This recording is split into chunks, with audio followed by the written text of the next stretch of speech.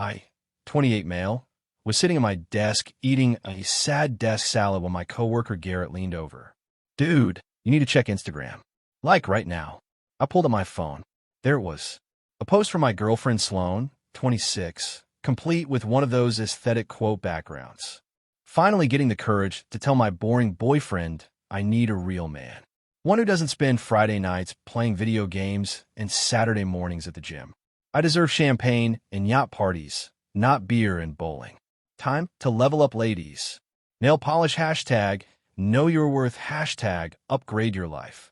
The comments were already flowing in from her friends. Yes, queen. Crown. About time. You deserve so much better. Get that sugar daddy energy. I sat there for a moment, sandwich halfway to my mouth. We've been together 3 years.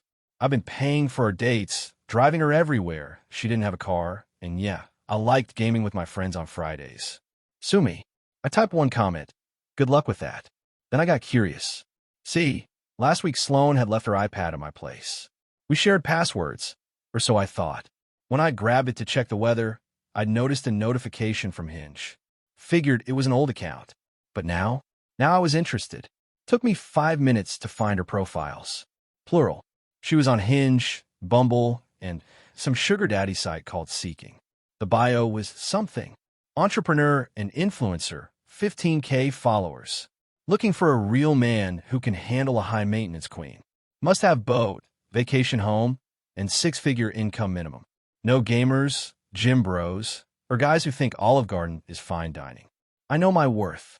5 feet 7 inches, but I only date 6 foot plus kiss mark. The kicker? Her occupation was listed as marketing executive. She worked part-time at a makeup store. 3 days a week. Minimum wage. But the best part was her photos. That business trip to Miami last month? Posted as living my best life. Need someone to spoil me like this 24/7. That designer dress she wore to her cousin's wedding? This is my everyday look. Can you keep up? I screenshotted everything. Every profile, every message preview I could see, every entitled bio. Then I remembered something important. Sloan's dad, Richard, paid her rent. Had been for 2 years because his princess deserved to focus on building her brand instead of working full-time. Richard was old school, traditional, the kind of guy who still used Facebook and believed in respect and loyalty. He was also my LinkedIn connection because he'd been trying to get me to interview at his company. I messaged him. "Richard, thought you should see this. I just found out about it myself." Attached every screenshot. His response was immediate. "Is this real? Check her Instagram. She just posted about needing a real man while I'm at work. I'll handle this." I went back to work. Had a presentation at 2 p.m. Couldn't let Sloan's drama affect my job. But my phone was blowing up. Sloan, 1:47 p.m. Why would you comment that? Delete it. Sloan, 1:52 p.m. Hello. Sloan, 2:15 p.m. My dad just called me screaming. Sloan, 2:16 p.m. What did you do? Sloan, 2:18 p.m. He says I have to move out by the end of the month. Sloan, 2:20 p.m. Call me. I didn't respond. Had my presentation, knocked it out of the park, got back to my desk at 3:30 to even more messages. Sloan, 3:01 p.m. He froze my credit card. Sloan, 3:02 p.m. The one for emergencies. Sloan, 3:05 p.m. This is financial abuse. Sloan, 3:08 p.m. I'm coming over after work. I texted back. I won't be home. Getting drinks with my boring friends. Good luck finding that real man, though. Then I call my apartment complex. See, Sloan had a key, but she wasn't on the lease. I asked them to change my locks. Emergency maintenance fee? $150. Worth every penny. By 5 p.m., the Instagram post was deleted, but the internet is forever. Her friends had screenshotted it, thinking they were being supportive. Richard had seen everything. He texted me at 5:17 p.m., gave her 72 hours to move out. Been paying $1,800 per month for that apartment. She told me she was saving for a house. Just found out she's been spending it on clothes and trips. Thank you for opening my eyes. Update 1. So the last 48 hours have been wild. After Richard gave Sloan 72 hours to move out, she went into full panic mode. But instead of, apologizing or trying to fix things, she doubled down. First, she made a TikTok. Yeah, a whole TikTok about being financially controlled by toxic men. Got maybe 200 views before her dad saw it. Her cousin sent it to him. And that was the final straw. He moved the timeline up. She had to be out by midnight that same day. But here's where it gets good. Remember those dating profiles? Well, one of the guys she'd been messaging was some dude named Bryson who claimed to be a crypto millionaire. She'd been talking to him for weeks, sending him thirst traps, promising to meet up once she dealt with her situation. So she messages him, "Hey baby, change of plans. My toxic ex kicked me out. Can I stay with you for a few days?" Face blowing a kiss. Bryson, who's this? Turns out Bryson was messaging like 50 women. Didn't even remember her name. She sent him photos to remind him. He blocked her. Next, she tried her friends. The ones commenting YSSS Queen on her post. Mackenzie, "Oh girl, I would, but my roommate wouldn't be cool with it." Jenna, "I'm actually out of town indefinitely." Reese, "Sorry babe, my place is too small." These were the same women who'd been hyping her up about leaving me for a real man. Funny how they disappeared when she actually needed help. So then she tried her sister, Grace. Grace is married to a dentist, lives in a nice house, definitely has room. But Grace had seen the Instagram post too. "You publicly humiliated Logan? The guy who's been driving you everywhere for 3 years? The one who helped Dad fix his deck last summer? That Logan. It wasn't about him. It literally said, 'My boring boyfriend.' He's the only boyfriend you have." Had. Grace let her stay one night, on the condition she apologized to me and her dad. So yesterday morning, I get this text. "I'm sorry you felt hurt by my post. I was just expressing my feelings and you took it the wrong way. Can we talk about this like adults? I need my stuff from your apartment." That's it. That's the apology. "Sorry you felt hurt." I responded, "Your stuff is in boxes in the leasing office. You have until 5 p.m. today to pick them up. You can't just throw my stuff out. That's illegal. I'm not throwing it out. It's safely packed and waiting for you." She showed up at 4:45 p.m. with some dude I'd never seen before. Tall guy, probably from one of her apps. He looked deeply uncomfortable when she started yelling at the leasing office manager about her rights and shared property. The manager, bless her, just said, "Ma'am, you're not on the lease. Mr. Logan was kind enough to pack your belongings. Please take them and leave." The guy she brought started loading boxes, and in the middle of it goes, "Wait, you lived here? I thought you said you own a condo, downtown." The look on Sloane's face. She'd been lying to this man, too. He helped her load exactly 2 boxes, then said he had to go. Just left her there with 8 more boxes and no car. Remember, she doesn't drive. She had to call an Uber XL. The driver made her do 2 trips because everything wouldn't fit. Cost her probably $100 total. But the best part happened last night. Update 2. So after the moving day disaster, Sloane went dark for about 3 days. I figured she was regrouping, maybe actually getting her life together. Nope. She started a GoFundMe. I kid you not. Help a young woman escape financial abuse. Her goal? $10,000. The description was a masterpiece of delusion. According to her, she was a successful entrepreneur and influencer who'd been controlled and manipulated by toxic men who couldn't handle her success. She claimed her ex, me, had conspired with her father to destroy her life because they were intimidated by her independence. She shared it everywhere. Instagram, TikTok, Facebook, even LinkedIn, girl what? She raised $37 from her mom, who left a comment, "Call me." But while she was busy playing victim online, she forgot about something important. Remember that part-time job at the makeup store? Yeah, she no-showed for an entire week. They fired her. When she finally showed up, her manager Desiree told her she was done. Sloane apparently made a scene. Security had to escort her out. She live-streamed it, claiming it was workplace discrimination and retaliation for her speaking her truth. The store posted the security footage on their Instagram story. Sloane throwing lipstick testers, knocking over displays, screaming about lawsuits. The caption, "When you lie about having the flu for a week, then show up demanding your job back, clown face." Her influencer career took a hit too. Turns out, most of her 15K followers were bots she'd bought. The real one started unfollowing after the makeup store incident.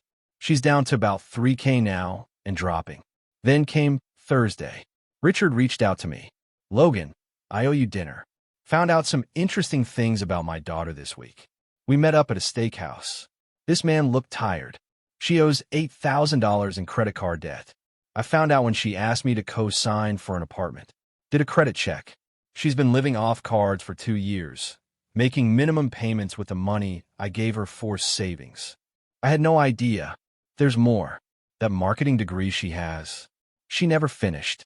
Dropped out 1 semester before graduation. Been lying to everyone for 3 years. The waitress brought our drinks. Richard downed half his whiskey in one go. And the boyfriend before you? She told me he was abusive. I hired a lawyer, almost got a restraining order. Turns out she cheated on him with his brother. His brother. I just sat there processing. 3 years of my life. I'm cutting her off completely, he said. Her mother's enabling her, but I'm done. 26 years old, no degree, no job, no accountability. I failed as a parent. You didn't know. I should have. We finished dinner. He insisted on paying, said it was the least he could do. As we were leaving, he shook my hand. You're a good man, Logan. My daughter's an idiot. Yesterday, I got one last text from a number I didn't recognize. It was Sloan, borrowing someone's phone. I'm staying at a shelter. This is all your fault. I hope you're happy. I didn't respond, but I did check her Instagram one last time. Her bio now says, Survivor. Warrior. Rising from the ashes. Booking inquiries only. She has 2,100 followers, and her last post got 12 likes. Her friend Mackenzie commented, so brave, but didn't offer her a place to stay. Final update. All right, this is definitely the last update because Sloan has officially become someone else's problem. So after the shelter text, I figured she'd hit rock bottom. Maybe learn something. But if you've been following this story, you know that was wishful thinking. She met a guy at the shelter. Kevin, 38, recently divorced, and apparently vulnerable to sob stories. Within a week, she'd moved into his apartment. How do I know? She posted about her glow up and new chapter with photos in what was obviously someone else's place. The kicker? She tagged the location. It was a luxury building downtown. Girl went from shelter to penthouse in 7 days. But Kevin's ex-wife, Nora, follows Sloan now for the entertainment value, she told me later. Nora saw the posts and recognized her ex-husband's apartment. She immediately texted him, is that narcissist from TikTok living with you? Kevin had no idea about any of the drama.